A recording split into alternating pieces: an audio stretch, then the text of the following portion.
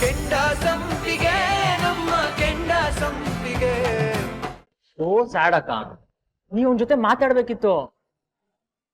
ನೀವ್ ಅವನ್ ಜೊತೆಲಿ ಅವನ್ ಕನ್ಸ್ಗಳನ್ನೂ ಸುಟ್ಟಾಕ್ಬಿಟ್ರಿ. ಹೌದು, ನನ್ ಪಾಪಿ. ನನ್ನ ತಮ್ಮನ ಮನ್ಸಿಗೆ ತುಂಬಾ ನೋವು ಕೊಟ್ಬಿಟ್ಟಿದ್ದೀನಿ. ಏನಕ್ಕ ನೀವು ಒಂದೇ ಒಂದ್ ಸಬ್ಜೆಕ್ಟ್ ಫೇಲ್ ಆಗಿದ್ದಕ್ಕೆ ಇಷ್ಟು ದೊಡ್ಡ ಶಿಕ್ಷಣ?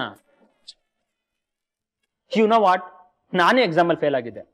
ಅದು ಒಂದ್ ಸಬ್ಜೆಕ್ಟ್ ಅಲ್ಲ, ಎಲ್ಲ ಸಬ್ಜೆಕ್ಟ್ ಅಲ್ಲೂ. ಆಗ ಮಾಮ್ ಡ್ಯಾಡ್ ಪ್ರತಿಯೊಬ್ರು ಬೈದ್ರು, ಮನೆ ಬಿಟ್ಟು ಆಚೆ ಹಾಕ್ತೀನಿ ಅಂತಾನು ಹೇಳಿದ್ರು.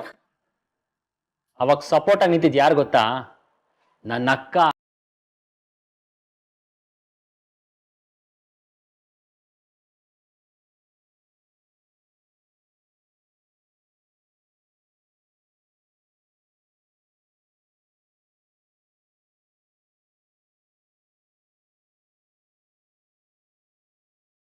ಹೌದು,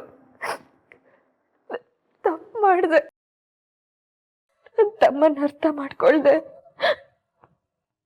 ಅವನಿಗೆ ತುಂಬಾ ನೋವು ಕೊಟ್ಬಿಟ್ಟೆ. ಆ ರಾಜೇಶು ನಿಮ್ಮ ಹತ್ರ ಮಾತಾಡ್ಬೇಕು, ನಿಮ್ ಮಾತಕ್ಕೆ ಕಾಯ್ತಾ ಇದ್ದೀನಿ ಅಂತ ಯಾವತ್ತು ಹೇಳೇ ಇಲ್ವಾಕ? ಹೇಳ್ದ, ಆದ್ರೆ ನನ್ನ ತಮ್ಮ ತುಂಬಾ ಚೆನ್ನಾಗಿ ಓದಿ ಎಕ್ಸಾಮ್ ಪಾಸ್ ಆಗ್ಬೇಕು, ಒಳ್ಳೆ ಕೆಲಸ ತಗೋಬೇಕು ಅಂತ ನಾನೇ ನನ್ನ ಮನ್ಸನ್ನ ಕಲ್ ಮಾಡ್ಕೊಂಡಿದ್ದೆ. ಅವನಷ್ಟು ಗೋಳಾಡಿದ್ರು ಕೊನೆವರೆಗೂ ಮಾತಾಡ್ಲೇ ಇಲ್ಲ. ಆ ಕುರುಗ್ ನನ್ಗೆ ಈಗ್ಲೂ ಕಾಡುತ್ತೆ.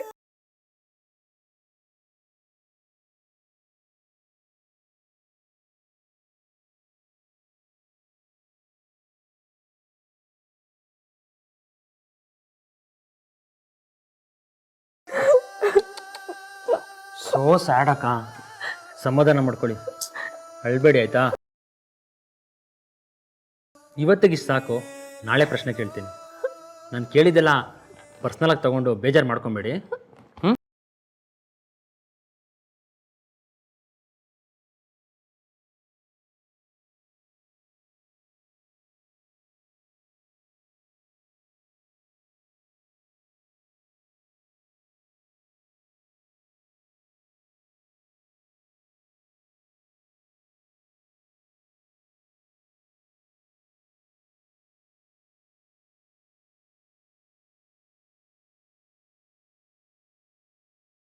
They are also familiar with the modes of reproduction that depend on the involvement of the two individuals before a new generation.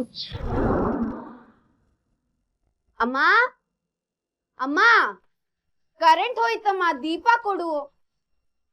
ಅಲ್ವೇ, ನಿನಗ್ ದೀಪ ಕೊಟ್ರೆ ಇಲ್ಲಿ ಅಡ್ಗೆ ಹೇಗೆ ಮಾಡೋದು? ಹೋಗು, ಹೊರಗಡೆ ಬೀದಿ ದೀಪದಲ್ಲಿ ಒತ್ಕೋ ಹೋಗು.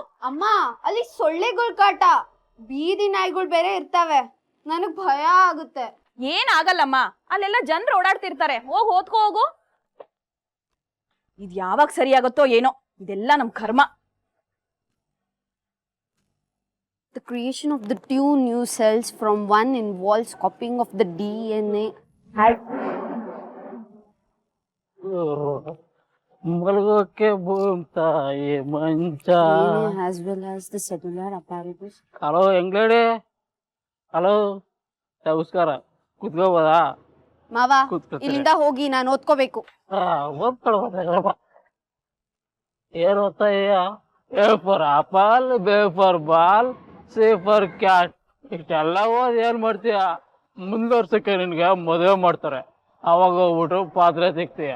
ಮಾವ, ನನ್ಗೆ ನಾಳೆ ಪರೀಕ್ಷೆ ಇದೆ, ನಾನು ಓದ್ಕೋಬೇಕು, ಇಲ್ಲಿಂದ ಹೋಗಿ. ಏ ಹುಡ್ಗಿ, ನಾನ್ ಕೂರೋ ಜಾಗದಲ್ಲಿ ಬಂದ್ಬಿಟ್ಟು ಹೋಗಿ ಹೋಗಿ ಹೋದ್ರೆ ಆಗುತ್ತಾ?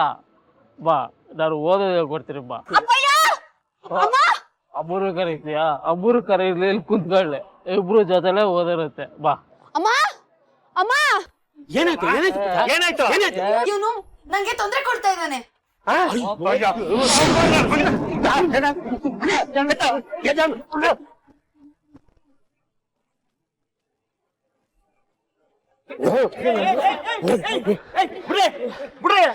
ಬಿಡು ಶಿವಣ್ಣ, ಶಿವಣ್ಣ ದೇವಪ್ಪ, ಯಾಕಯ್ಯ ಹಂಗ ಹೊಡಿತಿದಾರ ಅವನ್ನ? ಯಾರೇ ಅವನು? ಏನಾಯ್ತವ? ನೋಡ್ರಮ್ಮಣ್ಣ, ಮನೆ ಕರೆಂಟ್ ಇಲ್ಲ ಅಂತ ಈ ಮಗ ಬೀದಿ ದೀಪದಲ್ಲಿ ಹೋದಕ್ ಬಂದ್ರೆ ಈ ಜ್ಞಾನ ಬೇಡ, ಹೆಣ್ಮಗಳ ಗೌರವ ಇಲ್ಲ ನಿನಗೆ. ಆ ಸರಿ ಕಣಯ್ಯ, ಈ ಪಾರ್ಟಿ ಹೊಡ್ರೆ ಸತ್ಕಿತ್ತು ಹೋದ್ರೆ ಏನಯ್ಯ ಕತೆ? ಈ ಕಾಲೋನಿಗೆ ತೊಂದರೆ ಅಲ್ವನಯ್ಯ?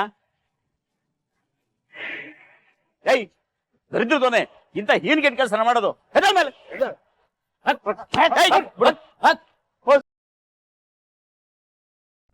ಆಫೀಸ್ಟ ಏನ್ ರಮಣ, ಇಲ್ಲಿ ಕುಡುಕ್ರ ಕಾಟ ಜಾಸ್ತಿ ಆಗೋಯ್ತು ರಮಣ.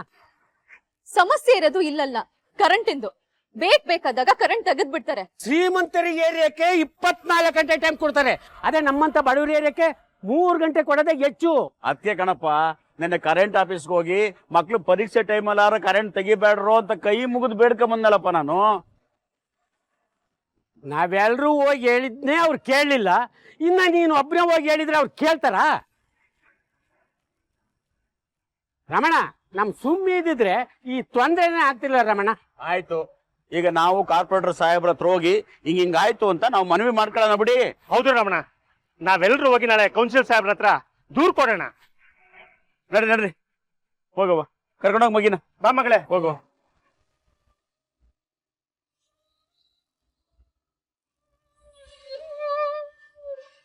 ಸಾರಿ ಸುಮ್ನವ್ರೆ. ಯಾಕೆ ಸಾಹೇಬ್ರೆ? ನಾನು ನಿಮ್ಮ ಹತ್ರ ಸೀರೆ ಇದೆಯೋ ಇಲ್ವೋ ಅಂತ ಯೋಚಿಸ್ದೆ, ಸೀರೆ ಹಾಕೊಂಡು ಬನ್ನಿ ಅಂತ ಒತ್ತಾಯ ಮಾಡ್ಬಿಟ್ಟೆ, ಕ್ಷಮಿಸ್ಬಿಡಿ. ನಾನು ಸೀರೆ ಹಾಕೊಂಡು ಬನ್ನಿ ಅಂದ್ರು ನೀವು ಹಾಗೆ ಸಿಂಪಲ್ ಬಟ್ಟೆಲಿ ಬಂದಾಗ ನಂಗೆ ಮಾತು ಕೇಳಲಿಲ್ಲ ಅಂತ ನಂಗೆ ಕೋಪ ಬಂದಿತ್ತು. ಆದರೆ ನೀವು ಕಾರಣ ಇಲ್ಲದೆ ಹಾಗೆ ಮಾಡಲ್ಲ ಅಂತ ನಂಗೆ ಚೆನ್ನಾಗಿ ಗೊತ್ತು. ನಿಜವಾದ ಕಾರಣ ಗೊತ್ತಾದಾಗ ನಾನು ನಿಮ್ಮಲ್ಲಿ ಸುಮ್ಮನೆ ಕೋಪ ಮಾಡ್ಕೊಂಡೆ ಅಂತ ಬೇಜಾರಾಗ್ತಾ ಇದೆ. ಸಾರಿ ಸುಮ್ನವ್ರೆ. ನೀವು ನಮ್ಮ ಮೇಲೆ, ನಮ್ಮ ಮನೆಯವ್ರ ಮೇಲೆ ಎಷ್ಟು ಪ್ರೀತಿ ಇಟ್ಕೊಂಡಿದ್ದೀರಾ. ಹಗಲು ರಾತ್ರಿ ಬರೀ ಅವ್ರ ಬಗ್ಗೆನೇ ಯೋಚನೆ ಮಾಡ್ತೀರಾ. ಆಫ್ಟರ್ ಆಲ್ ನಾನು ಇಷ್ಟು ಚಿಕ್ಕ ವಿಷಯಕ್ಕೆ ನಿಮ್ಮ ಮೇಲೆ ಕೋಪ ಮಾಡ್ಕೊಂಡೆ ಅಂತ ಬೇಜಾರಾಗ್ತದೆ. ಸಾಹೇಬ್ರೆ, ನೀವ್ ಯಾಕೆ ನನ್ನ ಹತ್ರ ಕ್ಷಮೆ ಕೇಳ್ತಿದ್ದೀರಾ? ನಿಮ್ಮನ್ ಕ್ಷಮಿಸೋಷ್ಟು ದೊಡ್ಡವಳಲ್ಲ ನಾನು. ನೀವು ಸೀರೆ ಬಗ್ಗೆ ಯೋಚನೆ ಮಾಡದೇ ಇರ್ಬೋದು, ಆದ್ರೆ ನನ್ನ ಬಗ್ಗೆ, ನನ್ನ ಮನೆಯವ್ರ ಬಗ್ಗೆ ಯೋಚನೆ ಮಾಡ್ತೀರಾ, ಕಾಳಜಿ ಮಾಡ್ತೀರಾ. ಅದ್ಬಿಟ್ಟು ಬೇರೆ ಇನ್ನೇನ್ ಬೇಕು ನಂಗೆ? ಅದೆಲ್ಲ ನಂಗೆ ಗೊತ್ತಿಲ್ಲ ಸುಮ್ನವ್ರೆ. ನಾ ತಪ್ಪು ಮಾಡಿದ್ದೀನಿ, ಒಂದು ಶಿಕ್ಷೆ ಕೊಡಬೇಕು, ಇಲ್ಲಾಂದ್ರೆ ಕ್ಷಮಿಸಿದೀನಿ ಅಂತ ಹೇಳ್ಬೇಕು. ಯಾವ್ದು ಆಯ್ಕೆ ಮಾಡ್ಕೋತೀರಿ? ಸಾಹೇಬ್ರೆ, ನೀವು ಹೀಗೆಲ್ಲ ಮಾತಾಡಬೇಡಿ. ನೀವು ಹೀಗೆ ಮಾತಾಡಿದ್ರೆ ನನ್ಗೆ ಏನು ಹೇಳ್ಬೇಕಂತಾನೆ ಗೊತ್ತಾಗಲ್ಲ. ಸರಿ, ಹಾಗಾದ್ರೆ ಕಣ್ಮುಚ್ಚಿ. ಯಾಕೆ ಸಾಹೇಬ್ರೆ? ಕಣ್ಮುಚ್ಚಿ ಹೇಳ್ತೀನಿ.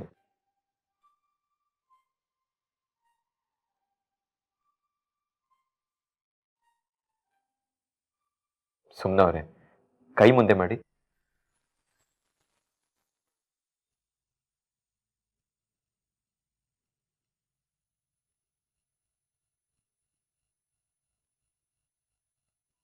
ಈ ಕಣ್ಣು ಓಪನ್ ಮಾಡಿ.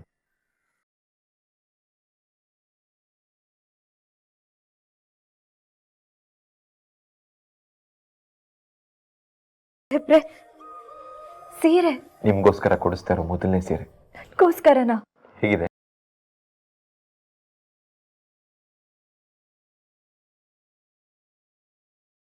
ಚೆನ್ನಾಗಿದೆ ಸಾಹೇಬ್ರೆ. ನನ್ನ ಜೀವನದಲ್ಲೇ ನೋಡಿರೋ ಸುಂದರವಾದ ಸೀರೆ ಆಗಿರುತ್ತೆ ಇದು. ಯಾಕೆ ಹೇಳಿ, ನೀವ್ ನನಗೆ ಕೊಡ್ಸಿರೋ ಮೊದಲನೇ ಸೀರೆ ಇದು. ತುಂಬಾ ಖುಷಿ ಆಗ್ತಿದೆ ಸಾಹೇಬ್ರೆ. ಸಾರಿ, ನಂಗೆ ಸೀರೆಗಳ ಬಗ್ಗೆ ಅಷ್ಟು ನಾಲೆಜ್ ಇಲ್ಲ. ನಾನು ಇಲ್ಲಿ ತನಕ ಒಬ್ನೇ ಹೋಗಿ ಸೀರೆ ತಂದವನೇ ಇಲ್ಲ. ಅಮ್ಮಂಗೂ ಕೂಡ ನಿಮ್ಗೋಸ್ಕರ ಮೊದಲನೇ ಸರಿ ಹೋಗಿ ತಗೊಬಂದಿದ್ದೀನಿ.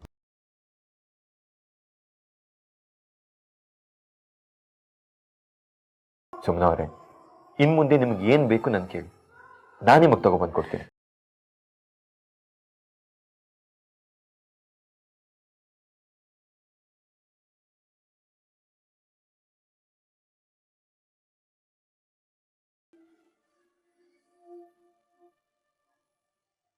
ಛೇ, ಇದಕ್ಕೆಲ್ಲ ಅಳ್ತಾರ ಸುಮ್ನವ್ರೆ? ನೀವ್ ಯಾವಾಗ್ಲೂ ನಗ್ತಾ ಇರ್ಬೇಕು.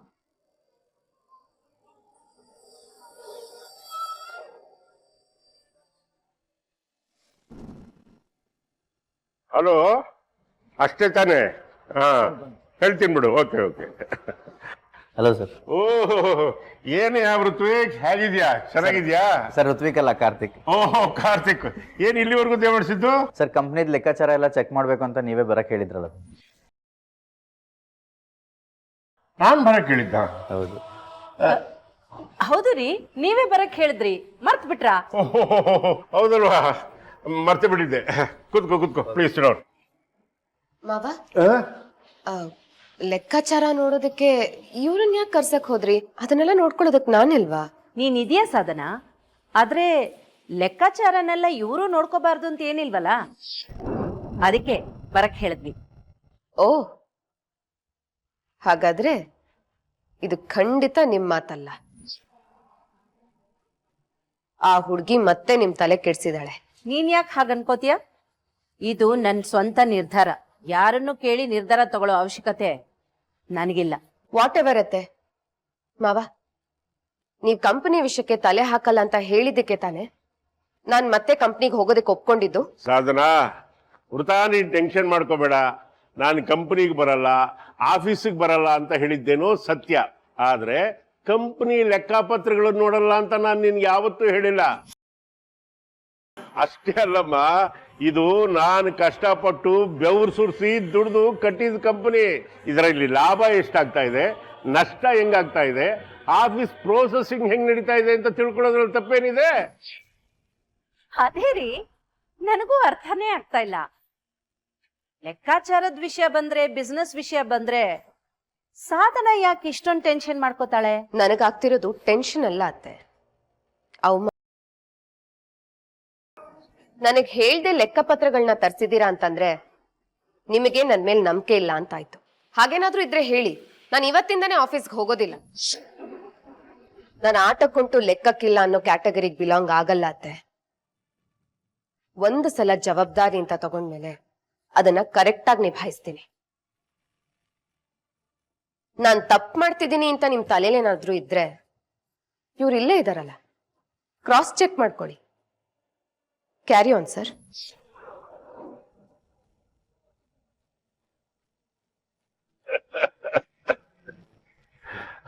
ಆಲ್ ರೈಟ್, ನೀನೇನ್ ಟೆನ್ಷನ್ ಆಗಬೇಡ. ಫ್ಯಾಮಿಲಿ ಅಂದ್ಮೇಲೆ ಇಂಥ ಸಣ್ಣ ಪುಟ್ಟ ಮಾತು, ಕತೆ, ಕಿರಿಕಿರಿ ಎಲ್ಲ ಇದ್ದಿದ್ದೆ. ಅದೇನು ನೀನು ಎಕ್ಸ್ಪ್ಲೈನ್ ಮಾಡು ನನಗೆ. ಏ ಬಂದು ಬಂದವ್ರಿಗೆ ಅದೇನು ಕಾಫಿ ಟೀ ನೋಡೋದು ಬಿಟ್ಟು ಸುಮ್ಮನೆ ಕೂತಿದೆಯಲ್ಲ, ಅದೇನು ನೋಡು. ತರ್ತೀನಿ. ಓಕೆ ಸ್ವಲ್ಪ ಡೀಟೈಲ್ ಆಗಿ ಎಕ್ಸ್ಪ್ಲೈನ್ ಮಾಡಪ್ಪ. ಹಾಂ ಸರ್.